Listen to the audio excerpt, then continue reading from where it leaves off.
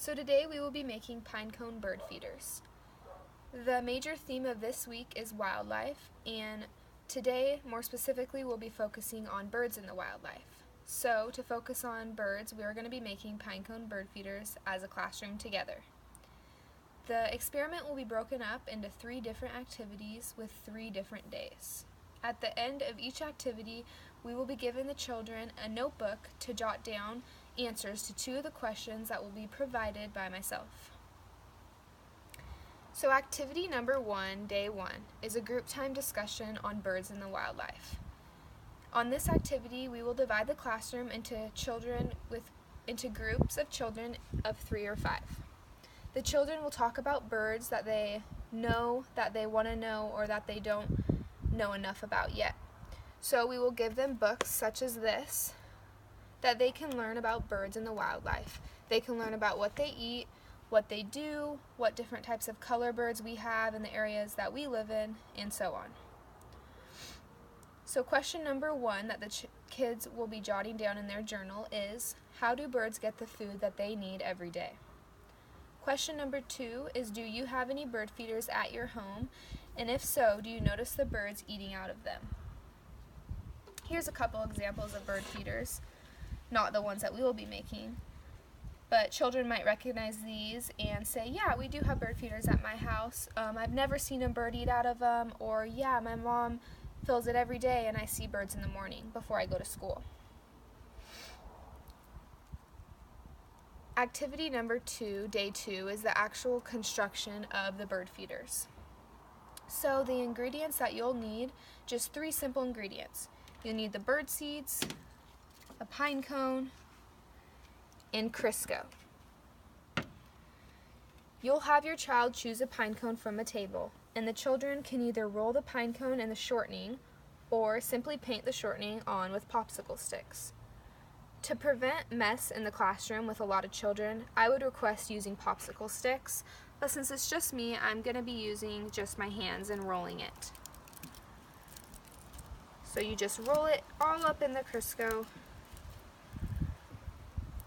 or the children will be using the popsicle sticks, and then you roll it in the seeds. You really try and cover it the best you can, and voila.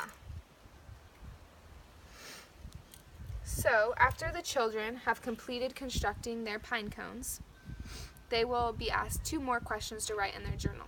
Question number 1 is, how many times do you think that a bird can eat from the pine cone that you just made before all the food runs out? So do you think it's just going to come and eat once and all the food's going to be gone, or do you think it'll take them a couple meals to complete the pine cone? Question number 2 is, what times of the day do you think the birds will come to the feeders more often?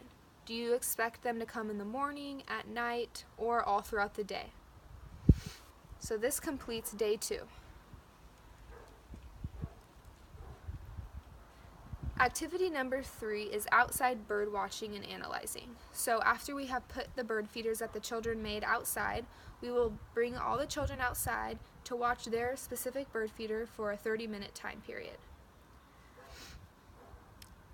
The questions that we will ask the kids to write down in their journals after this is question number 1, do you notice similar types of birds attracting to the feeder?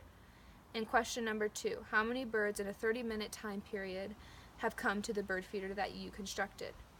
So simply the kids will just be tallying how many birds, even if it's the same bird, came to their bird feeder throughout the day. Some kids might not have any, some kids might have more.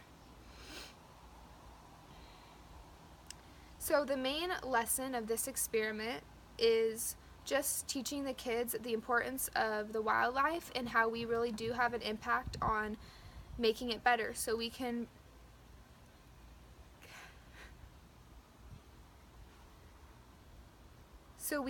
have a say in the food that it gets and the shelter that it receives, etc. And the kids will really learn that they can have fun with it and enjoy doing so. A major skill that the child will use while doing this activity is just prior knowledge. So with the book and with the group discussion, the kids will learn a lot about birds, and they can implement it throughout this experiment and throughout the rest of their lives, fortunately. Thank you for watching. Perfect.